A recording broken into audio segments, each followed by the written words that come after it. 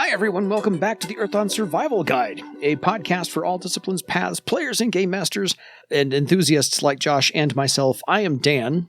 I am Josh. There we go. And we are otherwise here to talk about all things quizzical and arboreal. You had to reach for that one. That's a big reach for that one. You got it. I like the reach. You got it, but you had to dig, reach down deep into that bag there. I did. That's my shtick, so I'm going to stick with that. So, because today we're going to talk about a couple of email questions that we got in the meantime, and all things Bloodwood, so hence the arboreal. Well, not all things Bloodwood. No, just the geographical. We're going to talk mainly about the geographical, but we got some questions in our big batch of questions between our last recording session and this one that were not related to Astral Sight. If you missed last week's Astral Sight episode, pause now, go back and listen to it. Go back and listen to that one. But these are the questions that came in that were not related to Astral Sight, and so we bumped them off to this week. Yeah, because last week was a nice hour-long episode anyway. So we got some long questions as well. But first, actually a player aid for everyone out there from Mr. Matthew. So, gentlemen, on Wednesday, January 13th, Lars and I launched Steps Beta 9, and for the first time, Steps Desktop Edition. The Desktop Edition is an offline version of Steps for all of the major desktop OS platforms. The Desktop Edition of Steps is exactly the same version as Lars' web version, except I repackaged it to work offline. If you are not familiar with Steps, it's an interactive character sheet for Earthdawn. It allows you to create, run, and manage your Earthdawn characters. I think the opportunity is huge to expand the Earthdawn fanbase, in particular in the COVID era. Any additional help we can get as a community can't hurt. If you have a few seconds in an upcoming episode, could you mention the Steps and Step Desktop Edition? I put a link to my blog post on install instructions, and Josh will actually put the link in the show notes. So anybody I'll put the link in the show notes. I'll also put it in the Twitter feed for the show as well. And I'll actually will put that link in the feed before this episode goes up. Because I'll put that up. I will probably post it again, but I will put that up this evening as a thing. Yeah. And yes, I've used, I haven't used it extensively, but I've played around with the web version of Steps. It's good. I mean, it's not final. There's still some stuff that's being worked on with it and little bits and fiddly things and whatnot. But, a desktop version. I'm going to go play. It's cool. One of my next couple of days off, since he's pretty much got it finalized now, I'm going to go play with that and see what it looks like and see if my group can use it. Yeah. Just so that my game master can have all this stuff ready. So it's very useful if you are going to be playing if you're going to have tablets or computers or something like that handy where you can actually look at it on the screen. I don't know whether the desktop version allows printing. Fair. I don't think the web version really allows printing particularly well. So that's like the one downside of it. Virag, I have her character basically tracked in a Google spreadsheet. So there's an online version. Yeah. But then I frequently will print off the pages and have them to refer to so that I'm not juggling as many tabs and screens and so forth when we're actually doing our online games. Fair enough. So thank you, Matthew, and I'm pretty sure that the rest of the Earthdawn fan base will thank you as well later, or have some feedback. But otherwise, looking forward to using that without a doubt. On to Brandon.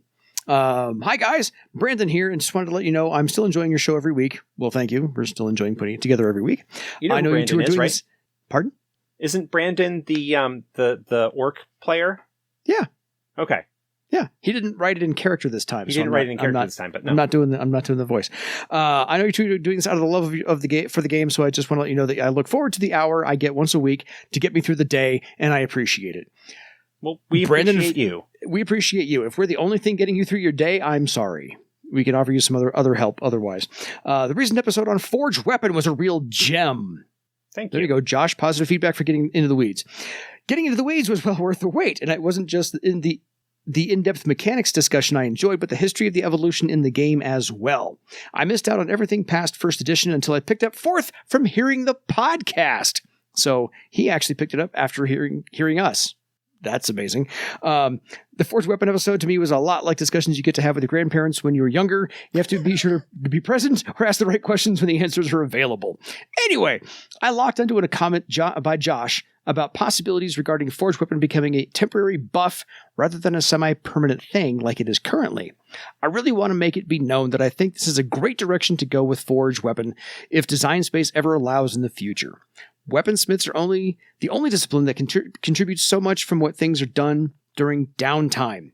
Journeyman can add 5 to 8 adds to weapons, and what the melee-focused characters do with that is very impressive. I have never had or played with a weaponsmith for exactly that reason, I believe. A lot of game masters I know just run a Game Master PC weaponsmith to have around for that reason. Since oftentimes weaponsmiths are often overshadowed in other areas, I think it would be a good way of resolving it. I'm actually rethinking my allowances to PCs when it comes to weapon and armor forging by paying cash to NPCs for it now. I may restrict it to see if that encourages anyone to play one. I listen to a lot of audiobooks and podcasts when I am at work, and I've been listening to stuff on the history of language lately. The one I am listening to now is about how it is believed that the original language from which English and most European languages derive from is in fact from modern Ukraine, and it got me thinking. If you fudge the years just a tiny bit, it is entirely plausible that the elves from Barsaive are the founders of our mother tongue. And just as in our history, the people that would become the Greeks left Ukraine, slightly after people leaving for Turkey, and the founders of Thera did something similar in Earth Dawn. Just something to think about, but I guess my question is really, why did the original developers select Ukraine as the setting? If Josh has any answers or speculation to that, it would be awesome. Thanks again, Brandon. I don't know why they chose Ukraine as the setting area. I think it's awesome. I think it's kind of cool that they did, but I don't have any insight into why. No, and I've heard. Unlike Morgan, I don't have Lou on speed dial. And I don't. The interviews I've heard with Lou, I don't think anyone's ever asked that question. So that would be the one question we could ask Lou. We can put the pin in that one. That is a great question to. Yeah, because most fantasy games make up their own map. That would be a great question for Lou. Yeah, because most fantasy games make up their own map and their own continents and their own geography. So there's just, by the way, this world doesn't exist anywhere that we actually know of. Earth Dawn is an overlay of ancient Earth in that geographical location. So that's don't know that one. So I was just taking a look at the Weaponsmith 4th edition talent lists. Yeah. And stuff. We talked about them. We talked about the Circle 1 through 8 stuff in the Weaponsmith episode, whatever episode number that was. Yeah, way back when. But I grabbed the companion and was flipping that through here. And it doesn't look like the talent that I'm thinking of, or that I had mentioned, is actually in 4th edition anymore. Oh. Because, we'll run down the second half of the talent list eventually. Right. But I just went through the list of what was in their talent list, Warden and Master talent lists and options, and I didn't see any names that jumped out at me saying, "Oh yeah, this is the one." Mm-hmm. And now I'm curious. Is it a knack? No, I don't think it's. I am fairly sure that it was a talent, and I've just got to pull up because I can't easily get to the physical book. I've got to pull up my PDF copy of the original, the 1st edition companion. Probably also faster. Oh, maybe it was maybe it was even lower than that. Hold on. Yeah, okay. So 1st edition, wow, it was lower circle than I thought. Improved Blade is a 1st edition weaponsmith talent, available at 8th circle. Allows allows the character to add a temporary bonus to the damage step of a weapon. Quick magic ritual based on Forged Blade. So they must have Forged Blade in order to use it. Basically, they make a test against the damage step of the weapon. If successful, the damage goes up by 1, and they may improve a single blade a number of times equal to their rank in Improved Blade.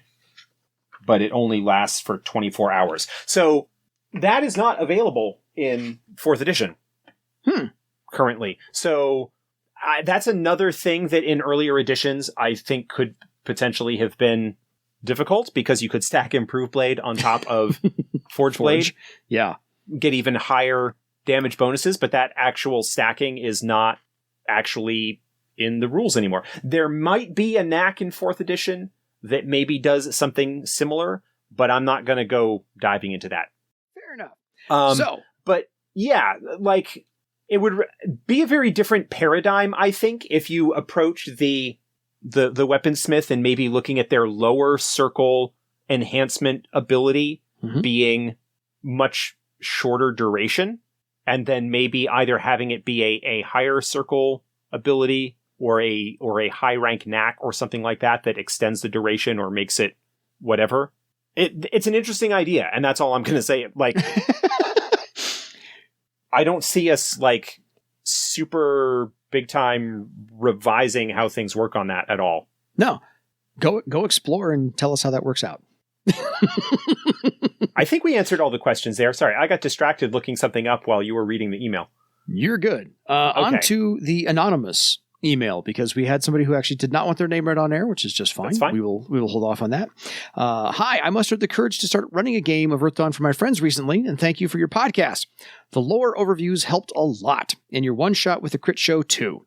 I've been listening to the episodes in a semi-random order whenever I walk my dog. Which is fine, because you can listen to them in any order except for the ones where we talk about the timeline. Those are gotta get those you in the probably order. want to. But even that doesn't necessarily. No, that doesn't have to be suggested, but not mandatory. My group's going to be starting up in a few weeks when everyone's finished character creation, and I'm really excited. I have a bunch of random questions, so here goes. First, could you do an episode on the passions? They're coming up. Yes, they're slated soon. They're coming up. Yeah, obviously not this week. No. Yeah, no, we can do that. We've already, like, it's already been planned, and I don't know that we're going to get to all of them in a single episode, but it is. Lord, no. We'll talk about them. I like talking about the passions. Yeah, we had this idea of maybe doing a passion and then maybe doing some questers, and then we finally figured out maybe we should just talk about one passion and their quester in one episode, and then maybe have 12 episodes. So we'll start getting into that. We'll start getting into that soon. Yeah, spring 2021. They're neat. I'd be interested to hear your thoughts on them. I think I saw a few adventure hooks for trying to resuscitate or redeem the mad passions, and that seemed like an interesting high-level challenge for characters to be pursuing. Secondly, do you have any favorite adventures that you'd like running for newer groups? Totally not asking for me, who might need them. I've already settled on a slightly modified version of Ardanian's Revenge as the group's opening plot, but after that, it's kind of free space. Ardanian's Revenge is a good one for people, especially who are new to the setting. It will take a little bit of adaptation because it's a 3rd edition adventure. Yep. It'll take a little bit of work to adapt it to 4th edition. Not a huge amount. Nah. The premise of Ardanian's Revenge is that you can do, like, there's sort of 2 approaches to it. One is to start with the player characters in the care that is sort of the focus of it. And always starting as a new campaign with people who are unfamiliar with the setting in a care. And so, as we've talked in past episodes, having a limited area that you need to worry about and devise and control being able to control some of the information, and that the player characters who grew up in this very limited environment may have just heard things about the outside world and whatnot. So yeah, that's Ardanian's Revenge is really great. Yeah. I think the Legends of Barsaive adventures are good for newer players. They're obviously designed for introducing people at conventions, and we can't assume that people are familiar with the setting when they sit down at one of those. I think if you're doing them for a home game, it's not a whole lot of extra work to kind of stitch them together into a little bit more of a cohesive flow through whatever. You can do a lot more to flesh out, like, the relationships with the various guild NPCs that act as mentors and whatnot for the characters in that campaign story. Yeah. So that's good. The initial adventures that were released for Earth Dawn, Mists of Betrayal, Terror in the Skies, I've mentioned before on the show, I think how I really like them as stories. I like them as, like, adventure storylines. Yeah. But their balance can be a little bit wonky, and you would probably need to use them as a framework for adapting and whatnot as a new But yeah, our Ardanion's Revenge is a great first choice. It is. I can't think of any that are better suited. No. I mean, I've written a couple of like real introductory type adventures, but they are not published yet. So no, fair. I have no qualms with that, and my opinions are well stated. Thirdly, and I do mean this in the kindest way, you mentioned that the step dice and crunchiness of Earth Dawn could be a barrier to new players. I feel like this is definitely the case. My group has a range of players from playing Shadowrun and Rifts since the 90s to I just started playing RPGs a few years ago. And we are all united in thinking that the lore and the setting are really cool and being afraid of the steps dice tables. I think it's one of those systems that works if the GM is already familiar with it, but if it's new to the whole group, it's hard to get everyone to wrap their head around it. Mm-hmm. The compromise for us was to use the Savage Worlds version of Earth Dawn, which is a bunch of house rules to fill out the talents, but it's not very fleshed out by itself. I was wondering if you had any other plans for a more rules-light narrative type of rule set for Earth Dawn.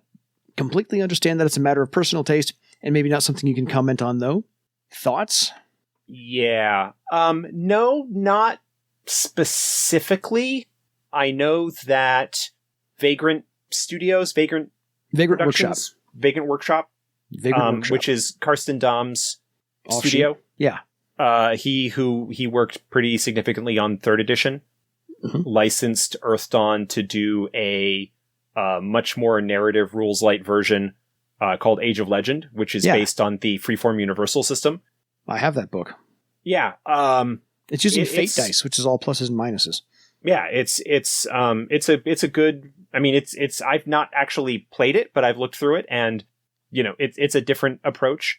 Mm-hmm. I have no strong opinion on either the Savage Worlds or Pathfinder variants of Earth Dawn that were released by Red Brick. I have not played either of them, and I'm not sure. From people who are more familiar with those systems, I have not heard great things about them. Fair. My suggestion, and I think I've mentioned this in past episodes, he may not have heard them because of his scattershot going through, but for newer people to the game, don't worry so much about like adjusting steps on the fly. Calculate what the steps are for the tests and then adjust the result.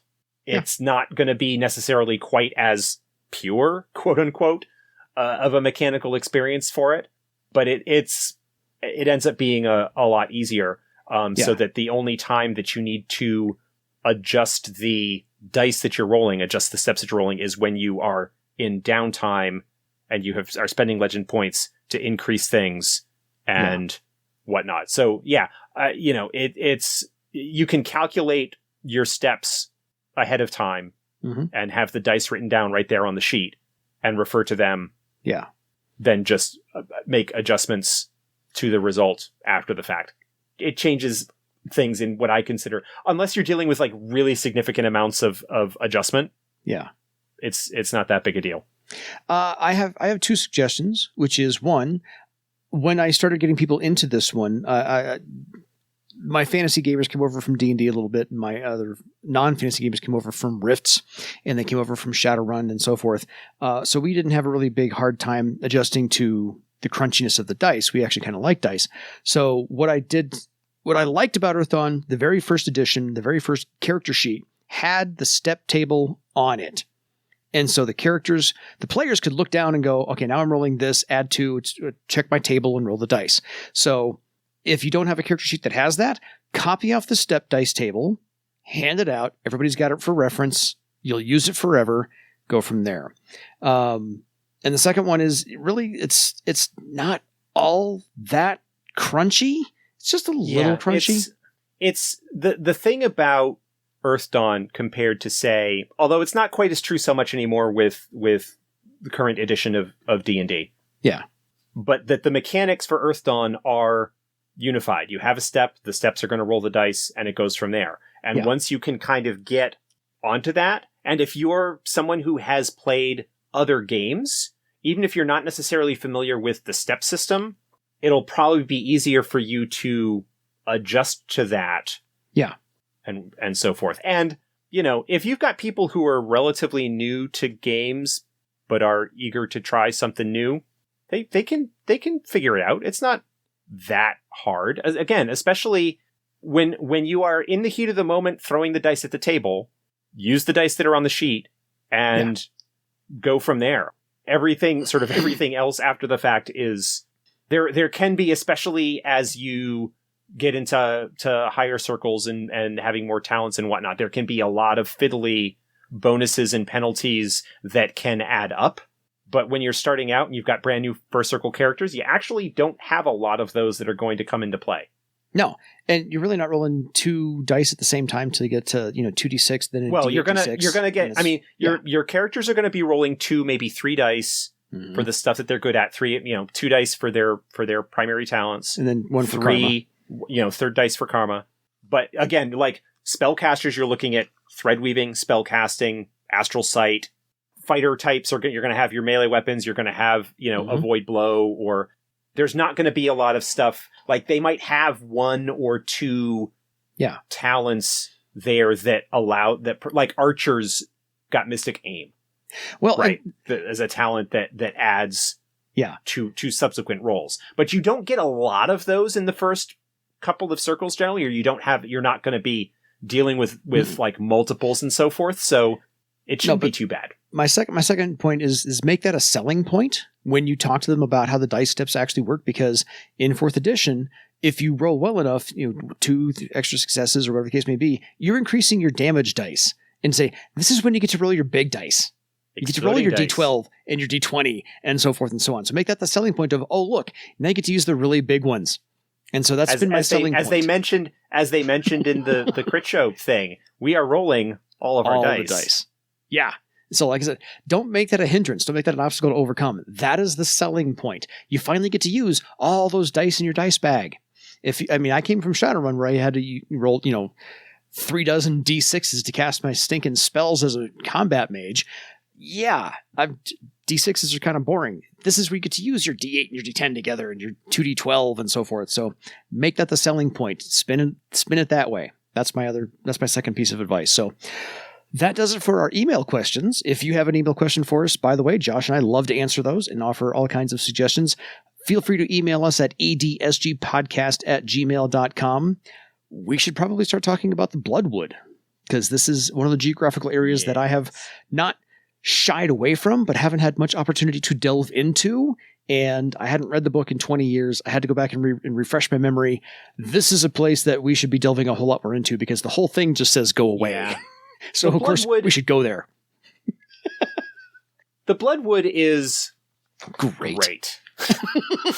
I had to think for a moment about whether I was actually going to say that. I mean, the Bloodwood's not really it's not really great, but it's great. It's great. It is evil. It is just nasty to get into. It is gnarly. Weeds. Oh, man. That's the problem with the Bloodwood is that... Among many problems. Stepping outside of the setting for a moment. Yes. One of the issues with Bloodwood is that it is a fascinating and interesting and unique setting. Oh, I refreshed my memory and said I need to take somebody back in here just to see how they'd react to it. At the same time, because of its nature, because of how insular and closed off and, frankly, dangerous it is. Oh, very dangerous. It is difficult, I think, for your standard Earth Dawn campaign to deal with the Bloodwood that much.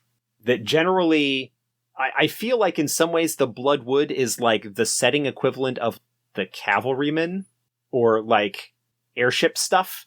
Mm-hmm. That frequently, if you are going to have a game that involves it, the game tends to end up revolving quite a bit around it. Well, don't take the Bloodwood lightly. If you're going to go there, have a plan, know what you're going to throw at your characters, and they better walk in with some expectations as well, because it's not just, we're going to just drop out the Bloodwood like you're going to 7-Eleven. It's not going to be the same thing.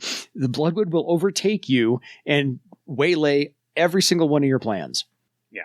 So the Bloodwood is fantastic and wonderful and amazing and dark and creepy and unique and unsettling and it is the goth setting of Earth Dawn. something like that. It's not to be taken lightly. It is heavily, I can say vegetated. It's heavily covered in vegetation. So it's trees everywhere, verdant. Roots everywhere. Verdant. Thank you. Is the word I was looking for.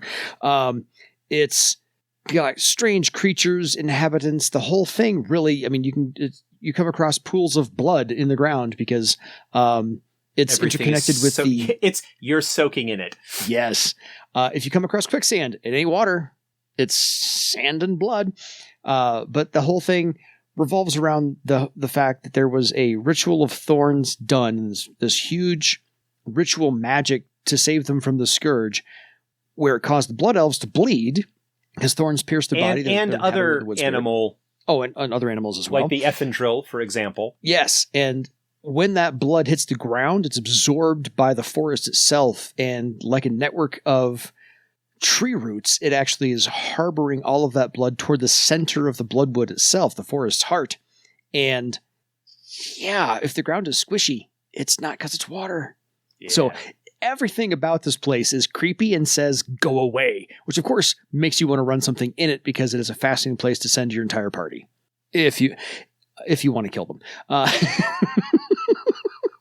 Or if you just want to creep them the F out. Absolutely. So if you want to get into the creepy, the weird, and the horrific with a touch of beauty, the Bloodwood is where you should take your whole party. So we talked about, just really briefly, the Ritual of Thorns, which if you don't know anything about Earthdawn by now, yeah, you're in trouble. We have covered the Ritual of Thorns in other episodes. Go back and look in the archives. Yeah. We discussed it in... I'm sure we discussed it in the timeline episode talking about the Scourge. Oh, more than likely. We've mentioned it, I'm sure, once or twice elsewhere, because anytime Alakia comes up, I wax rhapsodic about that crazy woman. And that horrific thing that changed the course of the entire wood. Yeah, so, and what a broken, awful garbage person she is. I love that phrase. So the ritual actually has a benefit along with its side effect. The side effect, of course, is the thorns and the bleeding and the pain. But the benefit is that it does, those who undergo it, it lengthens their lifespan considerably. It says so in the book. I just looked it up a couple days ago. That is what some say. Ah, gotcha. So anyway, the whole of Bloodwood is about 600 miles of forest. Yeah. Understanding that there are, in fact, immortal elves. Yes. Understand that anytime the elves talk about something, oh, this lengthens their life, it is quite frequently propaganda being spread by the immortals to explain why they're still around. Fair enough. What? Elves do that? No, just kidding. Well, some elves do that a lot. So where do you want to start with the geography of the high points and low points of the Bloodwood? Because really, I had forgotten that the whole Bloodwood is bisected by a river. Yeah, and that more there's or less. River travel through the Bloodwood as well. Start. Yeah. Let's start then at Eidolon, which will likely be one of the most common places. Like, Eidolon is not technically part of the wood, but it is the most likely location for most people to interact with or begin their venturings into the wood. Yes. Because it is where the Mothingale River, which is the river that flows southerly through the Bloodwood, joins with the Serpent River. Yeah. And there's the Mothingale and the Lesser Mothingale. Yep. The Mothingale is the one that kind of runs right through the heart of the wood. The Lesser Mothingale is a tributary that is further to the west of that and runs through the western. Sorry, I'm just studying the map right here in my hot little hands. No, the Mothingale.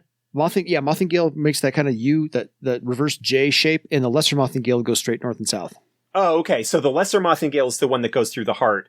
Yeah. The Mothingale is the... we had them backwards. That's fine. That's okay. It's because they're both named the same thing, but one is lesser. So, But basically, there are two rivers. There's one that runs down the sort of western side in the western reaches of the wood. Yep. And then kind of cuts across and flows into the Serpent. And then there's the what I guess is the lesser Mothingale, which more or less drops straight down through the center of the wood. Pretty much bisects the whole thing. Right next to the forest's heart and the blasted heath and all that. So yes. But Care Eidolon. Eidolon is a joint venture between the Bloodwood, between the royal court and House Syrtis, the Tiskrang Aropogoi House Syrtis, that was built on the remains of a care that was started by a group of Wormwood elves fleeing prior to the institution of the Ritual of Thorns.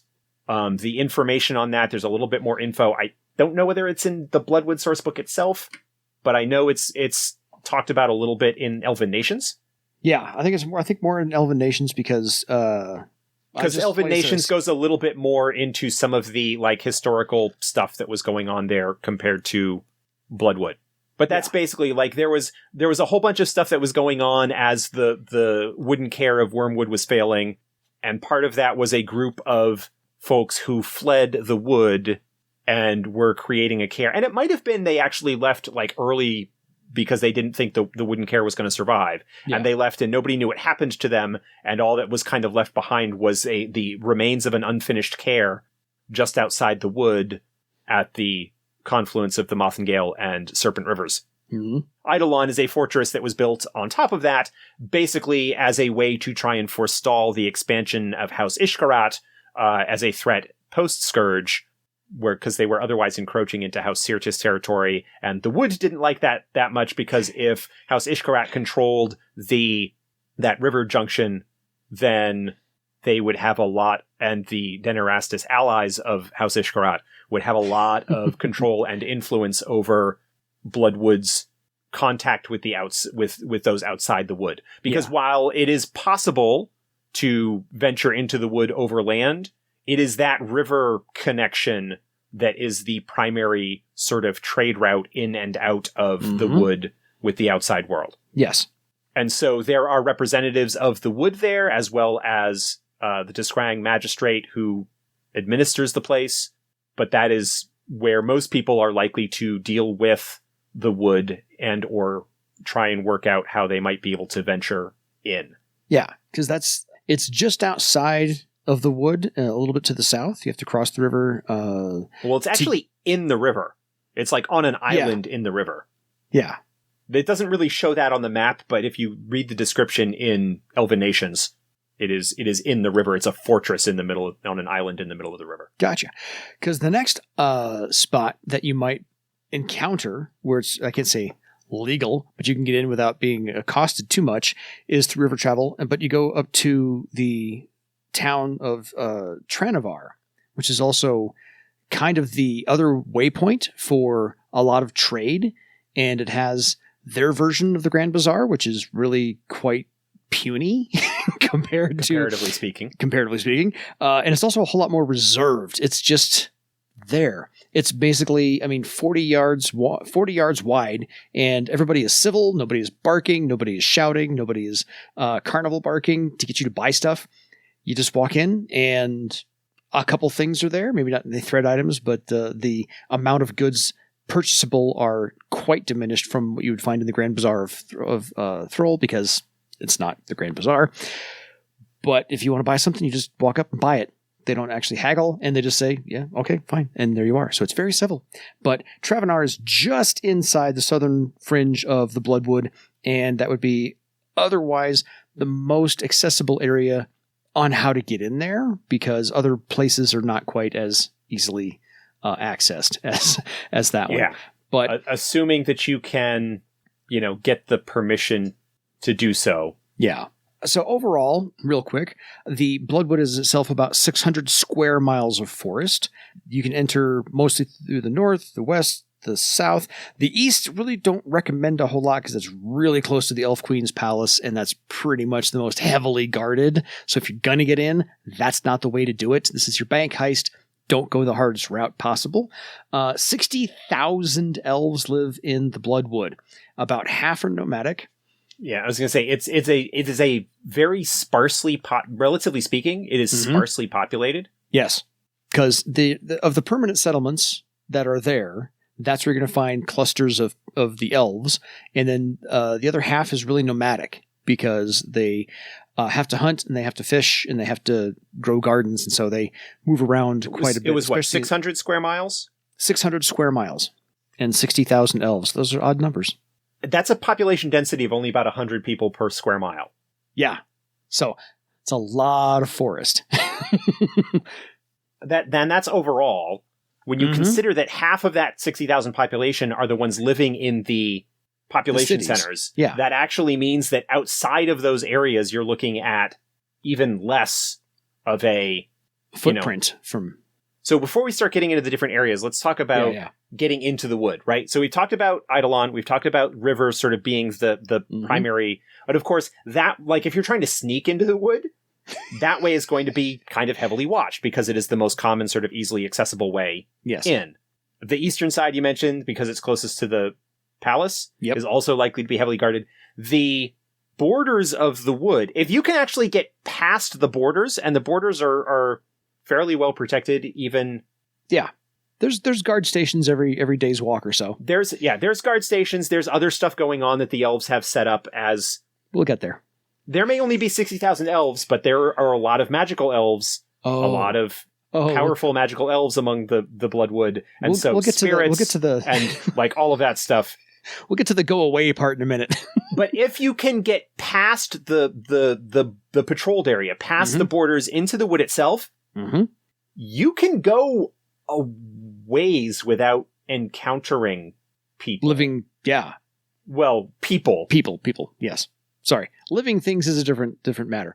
But yeah, you can go a long way without encountering other name givers. It just occurred to me. It's not completely accurate, but one of the things that kind of occurs to me, if you are looking for some inspiration about like, we talked about the creepiness and the blood and whatnot of Bloodwood. Yeah. But if you're looking for like inspirations, I'm immediately thinking of two things, both from Tolkien. Oh, cool. Mirkwood from The Hobbit, okay? And the Old Forest from the early part of The Lord of the Rings, where the hobbits cross the wall into the Old Forest and meet Tom Bombadil, Hey Dilly Dally-O, which was completely cut from the movie for understandable reasons. Yes. But still, the Old Forest and Old Man Willow and stuff like that that's in there are weird. Yes. But like, those are a couple of things that you could use as inspiration for maybe the kind of feeling that you would have inside the Bloodwood, with added blood and thorns and pain and doom and gloom and stuff. Yeah. I was thinking just the forest moon of Endor from Return of the Jedi, just for density of trees. Yeah. It's way too bright and sunny, but just to get the idea of a forest first and then add from there, but that's just me. Like if Stanley Kubrick's The Shining with the forest moon of Endor. Yeah. I'm thinking specifically of the bit from The Shining where the blood comes pouring out of the elevator. Absolutely. I'm okay with that. I'm okay with that. So, since we're starting kind of in the south, let's go with Eidolon and Trenevar. The southern fringe. This is where the great shipyards were, pretty much over on Dren Hathal, I believe. And they were abandoned because Queen Alakia told them to put them to torch on purpose. They were going to commit to being their own country, essentially their own care, stronghold. That's not what I'm looking for. Anyway, that they were going to be themselves alone and not actually do any more shipping with anybody else, and so they had to be self-reliant. And she ordered the whole town to be put to the torch. Yeah, I think that's one of the stories. Yep. There is also a lot of. They probably don't talk about it in the wood that much, but there was a lot of conflict between the elves and their ships and the Tiskrang. Yes. No, they didn't talk Serpent about it River. Much in this one, but I think the Serpent River covers it much better. Yeah. That there's pretty much only one elven ship that's left, and it doesn't sail the Serpent, it's on the Eris Sea. Yes. So, like, the Queen might say now that, oh yes, we destroyed those so that we could be self-reliant, but it's also probably because the elves got their butts kicked by the Tiskrang. And our porcelain lady fair, garbage person, if she wasn't queen at the time, probably was not crazy about that situation. Not so much. But there's a whole bunch of guard stations, and this is where the two rivers kind of meet a little bit. The Mothingale running a little bit east-west, and the Lesser running north and south. And so this is where most people would be entering the wood in the first place, is either through the river travel, getting off at one of these small little ports, or since it's the most easily accessible way to come in from the rest of Barsaive to the south, this is probably the majority, the popular way to enter the Bloodwood at all. And it is the more densely populated part of the wood, because it is close to the sort of major trading centers and things like that. And since they get most of their goods, there's trading going on with the rest of Barsaive in some degree. This is where all the goods come in from, black market or otherwise. And so this is where people would congregate to, being south, and that's just where the majority of them are. It's also, because it is more populated, also a bit more cultivated. Now, the elves of the wood do tend to live a bit more in harmony, like stereotypical Rivendell, Lothlorien, elf, like D&D elves of Alfheim kind of thing, where the elves are like at one with their environment, despite the fact that environment is, a Cenobite's wet dream or something. But it's more cultivated, which is to say that the undergrowth and wild life, or twisted version thereof, that you would typically find in other parts of the wood is a bit more tamed in the southern fringe. What agriculture there is in the wood does tend to be focused a bit more in the south. Yeah. Because elves, they do still need to eat. And so they, the areas that they've cleared does tend to be a bit more, because it's also closer to the Serpent River, and the Serpent River Valley being a very fertile area. The soil there. I mean, the soil in the Bloodwood is probably like super rich everywhere because it's fed with the blood of living things. Yeah, all living things. Of the Bloodwoods regions, the southern fringe is probably the most civilized and receptive. It's still all blood and creep and weird and whatnot, but it is a little off. The safest of the areas. Outsiders are probably still not advised to go wandering off. Not at all. There's not a lot of inherent danger to the surroundings, but when you get to the western border, now the western border is also bisected by the Mothingale River, because the Mothingale starts north, comes south a little bit, twisty and windy and all sorts, and then heads almost due east or southeast, and crossing the southern border. But that western part, because there's still some of the Bloodwood to the west, and that is known as the western border. That's where you're going to come across a whole bunch of nastiness, like the Thornmen wards, the assassin vines, the blood oaks, and the root walkers. That's right. A lot.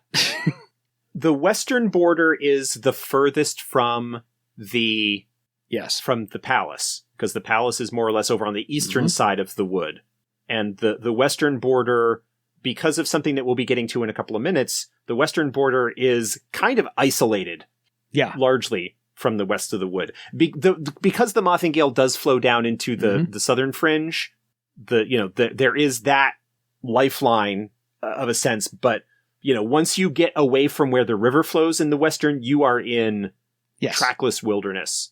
And so consequently, a lot of the magical defenses that the elves have developed, or that have developed as side effects of the Ritual of Thorns, are found more in the western border than in other parts of the wood, because there aren't as many elves there to deal with them. And plus, if you go due west from the western border, you come across Iopos, which is not friendly either. So, and there's no love lost between. And you've got the fire scale. You've got the fire scale moot as well in the Skull Mountains, which are off to the west of the wood there as well. That's pretty much a few main reasons why that's a little bit more heavily guarded for the Bloodwood itself. So you probably don't want to enter that way, but you can try. It's, if you want to try your heist movie, it's not as tough as going in the east, but that's one of those things there. Very rich in true wood. So it is attractive to poachers or prospectors as a result of that. Despite their isolation, the dominant political power in the western border counts themselves among the most loyal of the queen's subjects. We're not really getting into like politics and stuff a whole lot in this, but that's the western border. So on the north, since we've covered the south and the west, we're going to kind of wrap around clockwise. To the north, known as the northern reaches, most of the land above that on the original maps, first, second, maybe even third edition, really didn't cover a whole lot of land above that, but it's mostly inhospitable in the first place. They're not really... Yeah. Yes. In its own way, it is more isolated and dangerous than the western border. And the reason for that is because at that point, you're really starting to get into like geographically northerly climes. And so there's and so it's even less sparsely populated. Like it is more sparsely populated than already sparsely populated parts of the wood. So we're talking very, very few elves per square yard than anything else. And this is where they have more reactive patrols versus proactive patrols for the other three areas of the wood, because they're waiting for something to trigger the Thornmen wards, and then they go investigate it. So it's one of those, they don't have a lot to watch out for. Yeah, there's not much really north of the wood until you get all the way north up to the shore of the White Sea, up to where it's pretty Shosara is just north of the wood there. So, but yeah, there's it basically says that there's stuff north of the wood, but it's all largely wilderness, largely uninhabited nomadic tribes kind of thing. And so unlike the southern unlike the more southerly portions of the wood where you've got the rest of Barsaive that they kind of need to deal with and patrol and whatnot because of those interactions, the northern parts of the wood, if somebody is up to the north and able to make their way to the wood, good luck, man. Yeah. It is, for typical games and most player characters, you're not going to be, to get to the north, you need to go through the rest of the wood. Or circle all the way around and you generally don't have a reason to do it. Or circle all the way around and break in from there. Like, if you are trying to secretly infiltrate the wood and you have time, that may actually be, even though it's more dangerous, that may actually be the more covert way to do it because it is less heavily populated and less patrolled. And so you may be able to sneak across that border territory in order to get in. They've got 7 permanent settlements there, so that's where their main population is. The favorite 2 are Goro Imri and Aruane. Because Goro Imri... I was going to say, Goro Imri is one that's worth mentioning. It is the name means, town. Are we not outsiders? I love that. That basically, it is a town that exists at the discretion of the queen. It is a town that is where blood elves who have children, who have had children that they don't want to subject to the ritual, send them there. And outsiders, other name givers, dwarves, trolls, whatever, also live there. It is a community, and there are some blood elf dissidents and so forth who are not happy with what's been going on. It actually is inside the wood. No doubt Alakia is aware of it and lets it continue to be for her own reasons. But it's also way the F up. West. It's in the northwest corner, man. We know where it is, and if we ever have to deal with them, better to have a place where they're all kind of congregated than to smack them there and have all of the roaches. Not that I think they are. That's, I'm sure, Alakia's point of view. And have them all scatter into various other parts of the wood. No, Goro Imri is interesting. In the North Reach, you are also more likely, just in general, to run into folks who are... Because they are so far from the rest of Barsaive, because they are isolated and in a dangerous area, are apt to be a bit more welcoming's not accepting. The right word, but tolerant of outsiders. If you are able to get past the defenses and into those areas, you are more likely to be able to find dissidents and so forth who are willing to skirt the Queen's law in order to do their thing. Arawana is notable because they've harnessed and cultivated the tree boughs to work as pathways so that when walking between all the shops and all the residences, never have to actually touch the ground. So it's just one of those cool little aspects I can visually see like happening in a movie somewhere. But the Northern Reaches also is home to the Grove of Thorns, which is a training school. And every 5 years, they have a Festival of Blades. So if you want to get your people into the Bloodwood, here's maybe an idea to use, because the winner gets a threat item of their choice and an audience with the Queen. But they're only allowed to win once. You can never re-enter after you win. This is the downside of the Northern Reaches. Is that the basically War College of the Blood Elves is located up there. But they're accepting of any name giver who wants to go study. That's true. But still, you don't want to cause trouble because a whole lot of very highly skilled martial artists you will get your ass among kicked. the number up there. Without a doubt, because they're not playing around. But also, maybe something you want to go investigate in there as well is there is Figreach, the Great Hearth Forge, has that in the Northern Reaches as well. So if you're looking to get, because they'll accept anybody who wants to come work at the Forge, but pretty much they're making weapons for all the Blood Warders, so you might come in third or fourth or fifth in line to actually use the Forge. However, at Noirin, they have the best healers and the Shrine of Garland that is, I can say Barsaive renown, but it is one of the best places you can ever want to get healed in, because they have more poultices and herbs and knowledge about healing than anybody else. So there's at least right there 3 different ways to get your folks interested in getting into the Bloodwood. And then we can circle back around. The eastern border doesn't actually have a name, but it's where the palace actually is. And there's like 5 or 6 other little towns, cities around them. Yeah. So the Elf Queen's palace and the whatnot, the Elven, the Bloodwood's political structure is broken down into what are called the Renels, which are basically the great families. And each of them sort of has an area that they are predominant in. Like there is one Renel that is largely in charge of the South Reach, or the Southern Fringe. There's another that's sort of largely in charge of the Western border. There's another one that's sort of largely in charge of, there's a few of them. But each of them also have like their own little village and stronghold near the court, where their prominent family members that must deal with the court live, and affiliated and lesser families and so forth also make their home there. So you've got the palace and its immediate sort of surroundings, and then usually within about a day's travel or so, half a dozen other smaller settlements that are the bases of the local bases of operations for each of the great houses. But everything is in service of her royal porcelainness, Alakia, the immortal. Because she's got one of each of the main houses, each of the 8 Renels as her consortis, and those are her main 8 advisors that she permisses and dismisses as she chooses. A lot of S's in that one. But yeah, that's the main political structure, and she does what she wants with them from there. I actually read something earlier to Miss Garbage Person herself. Her primary goal is getting and keeping personal power. She is a master at playing the court's various factions against each other to maintain the delicate balance of power that best suits her. She quickly takes steps to diminish them, sometimes by merely chastising a prominent figure, in more drastic cases by dismissing one of the Renel's consortis. Every tactic is designed to keep her in complete control. Alakia steers the Elven court in the direction she wants it to go. Her habit of appointing and dismissing courtiers and counselors apparently on a whim is actually a carefully crafted strategy to ensure her continued dominance. She is vain to a fault. She has had a very long time to practice playing that game.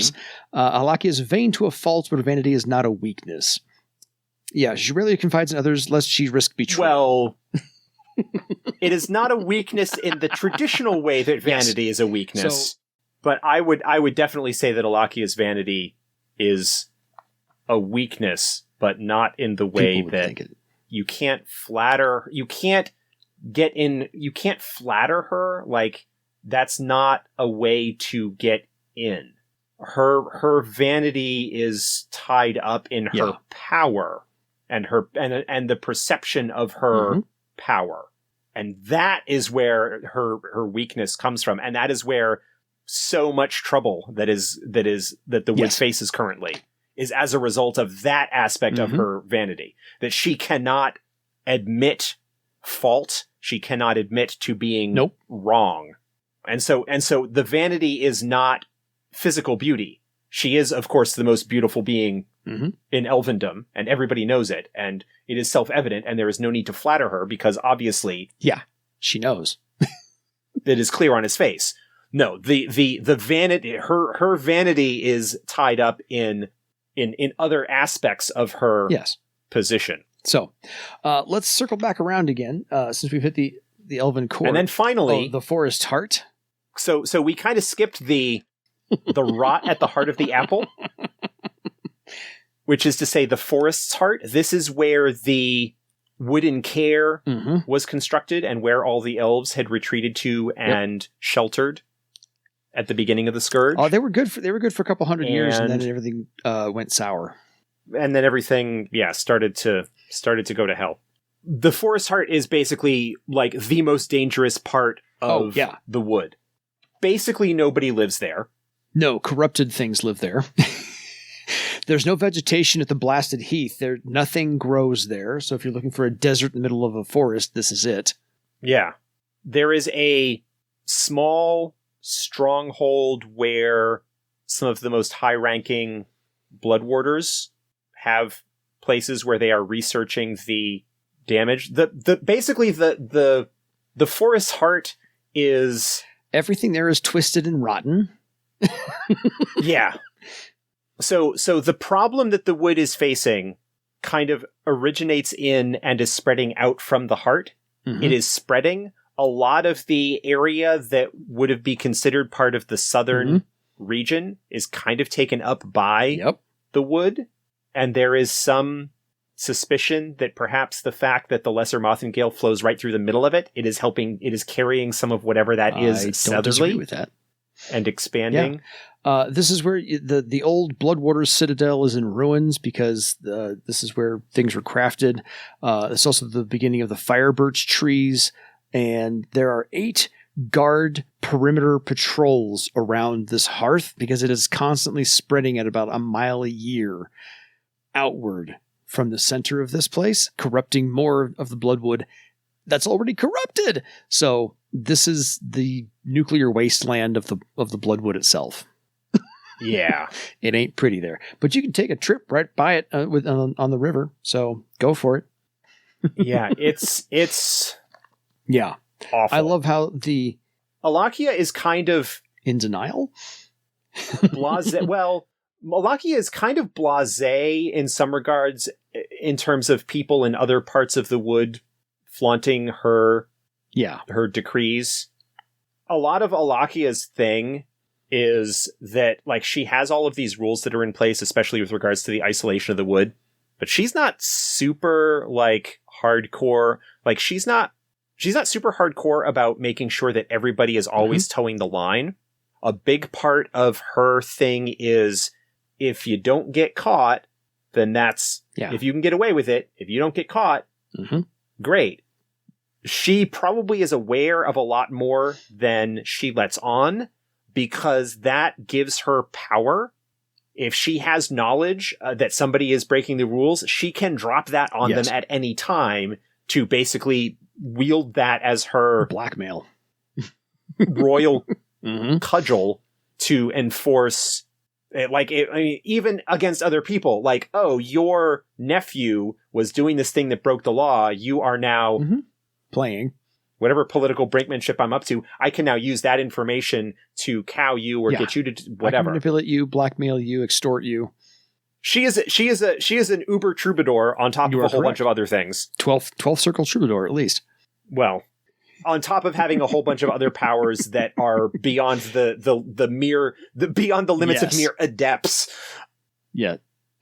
You know, that's what you get when you're one of the oldest beings on the planet and knows more and has probably forgotten more about magic than most people will ever learn in their lifetimes. Name giver. She does not have much of a problem with, oh yes, the black market, they're smuggling things up on the ships from Care Eidolon. That's fine. I know what's going on. What's good for the goose is good for the gander. They're keeping it circumspect. It's not a big deal. Like, you know, whatever.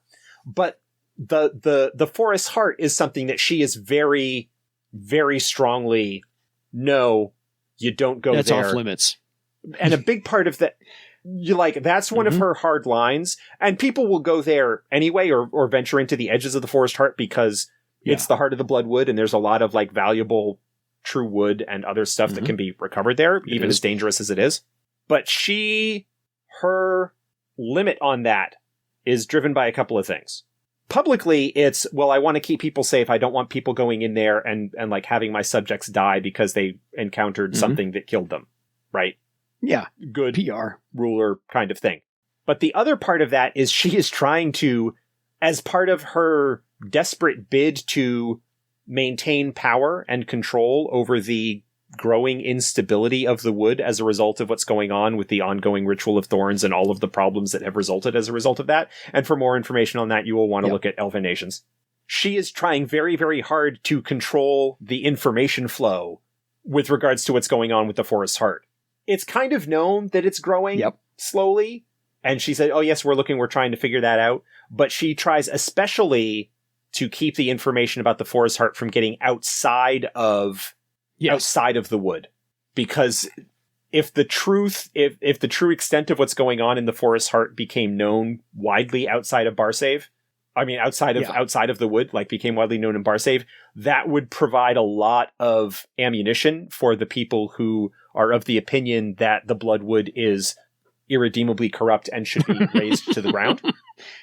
And being an outsider who is caught inside the Forest's Heart, especially if you don't have a remit from the crown to be there, and getting a remit from the crown to be there is probably going to be a very, very hard thing to come by. That is a fast way to end up in one of the deepest holes below the palace and never be seen again. In the Forest's Heart, probably, we mentioned the Citadel. You mentioned the Blasted Heath, which has its own thing. Check out Elven Nations for that.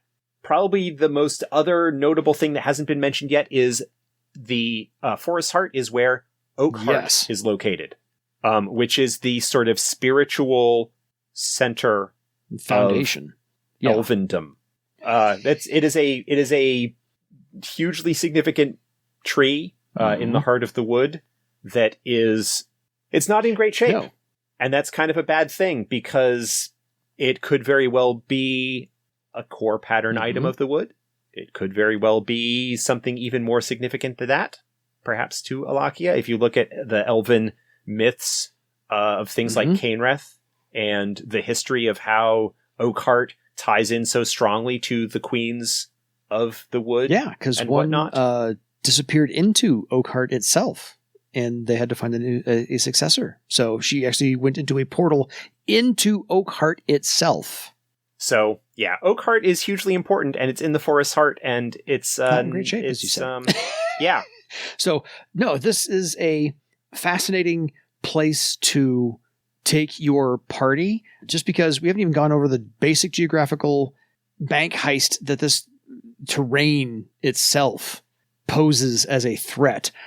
There is path magic and thorn men to look out for in about every 100 yards or so. You got to watch out for maybe setting off this trap. And path magic is one of those, if you're in there long enough, half an hour or more, the forest itself, the vegetation kind of crawls over the path you just made and redirects you around in circles or away from where you're trying to get to. And eventually, if you don't, find your way out, you'll starve to death because it just won't let anything grow near you. It won't let you go. And then there's, of course, the vegetation itself you have to fight over. The assassin vines and the death daisies, and then all the creatures that can come at your way, the blood monkeys, the blood crows, the blood ravens, just all of these things. The blood wasps. The Essentrills, the hulkers, the giant carnivorous squirrels. And we're not kidding about that. The giant trapdoor spiders as well. Yeah. So this whole, like I said, the whole forest says go away or abandon all hope, ye who enter here.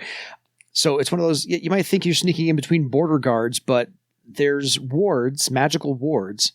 There's other stuff. Trigger them, the Thornmen, to surround you until the actual blood warders show up and the guard patrols show up. And so getting in there unnoticed is a Herculean feat by land. Getting in there by water may be better, but there's only a couple of ways in. And even path magic, by the way, is ascribed to the waterways. The waterways will disguise where you're going and put you in a whole spot where all of a sudden, poof, you're in a lagoon and there's no way out.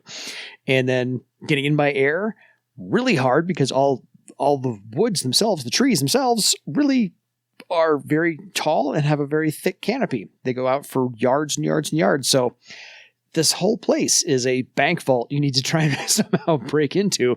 So you better have an engraved invitation. Couple of places to go to look for more information. First edition Bloodwood sourcebook, a lot of which is kind of recapped and summarized again in Elven Nations, the 4th edition book. Elven Nations, of course, also includes information on Shosara and Seriatha, which are a couple of Elven nations that are tied very strongly to the wood. And there's a lot of like story hooks and whatnot kind of relating to that there and how, player characters might get involved in But that's another show.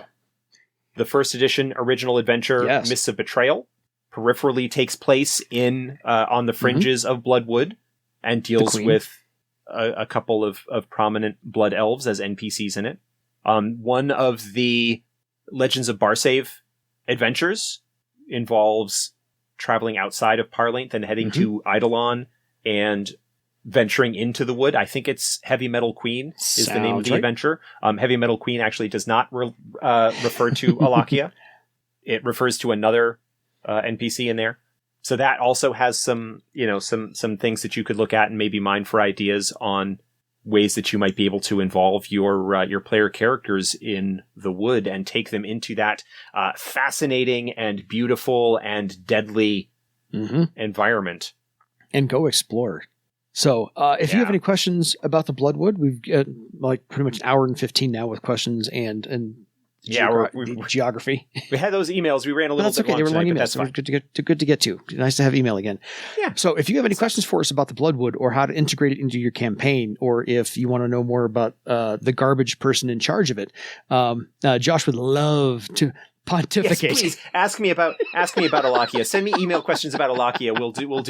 We'll do like a 3-episode mini series. It'll be like a deluxe VH1. Alakia on the couch. We'll do a little psychological discrimination out of there and see what we can figure out for discernment.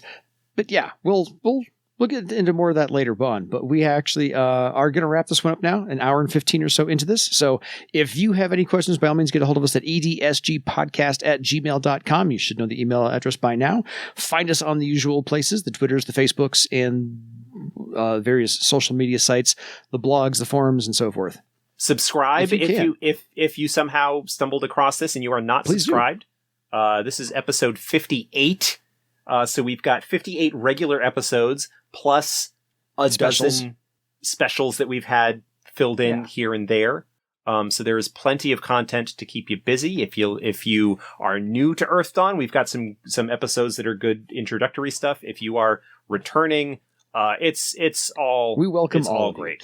So until next time, folks, it is time for you to go traipse into the weeds of your bloody legend. Good night, everybody.